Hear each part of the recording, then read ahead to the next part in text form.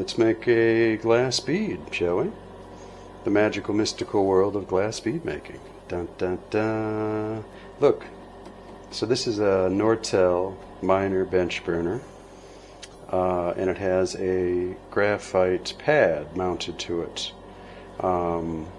That's incredibly useful. The best 25 bucks I ever spent in my life.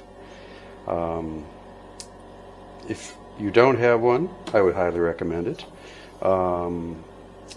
But even if you do not, obviously we can use the paddle, other graphite surfaces, that kind of thing. Woo, 6 in 1. Now this is a propane oxygen surface mix torch, which means that the gases, when they exit, mix at this point. Therefore, this is the hottest point in the flame. It's also the dirtiest because the gases are mixing right there. So, honestly, you almost never want to work there.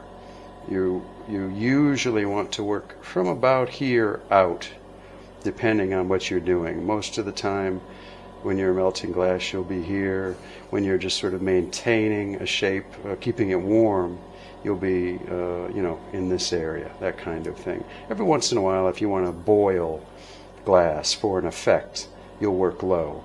But it tends to, it's dirty, and so you can end up with scum, especially on the transparents. So, boom, from here out is usually your best bet. If you see scum on your beads, it probably just means that you're focusing so much on making the bead that you didn't realize that you dipped too low and got too close to this point. So scum on your beads is often an indicator of that. Diddy! Now you know. It could also mean that you need to sit a little closer to the workbench so that you can comfortably reach that clean part of the flame. Scoot up a little bit. Propane is a gas, comes in a canister, relatively inexpensive, lasts for a long time. I like it. Oxygen. Years ago in our Florence studio, I would use these gigantic oxygen tanks that were under God knows how many hundreds of pounds of pressure, and they'd wheel them into my studio, and I'm sure the neighbors above always were concerned. But nowadays, and for many years actually, I have a oxygen generator. It's a 10 liter per minute generator that does just that. It makes air. Nice. The thing is, when the machine is on, and it's on right now over there, you can hear it, it's not a holding tank, so it really needs a place, an escape valve, and that's what the torch is. I can feel the cool air coming out right now. The oxygen's leaving the oxygen generator, which is great. But something to keep in mind, whenever the machine's on, I have this valve, the oxygen valve, open, because if you have it closed a lot while the machine is running, it potentially can damage the little bits and pieces that make the machine work, because the internal air doesn't have an escape route. So keep it open, and really the only time you close it while it's on is just before lighting it. Okay, so that's what we'll do now. I'm going to use a Bic lighter to light this. Often people will say, no, use one of those things that you click and it creates a spark, because it's safer to have at your workstation than a Bic, because a piece of glass potentially, right? It's unlikely, but it's possible that a piece of hot glass could land on here and then you'd be in trouble. And that's true. And so, safety first and all that stuff. But what I do is use a Bic and then put it in a drawer or behind the vase or something like that. Just because those clickers, I find them to be kind of dangerous. I turn the gas on, gas is now escaping into the room, and I'm clicking that thing trying to get it to spark, the whole time feeling like, Jesus, when it finally does, it's going to be an explosion.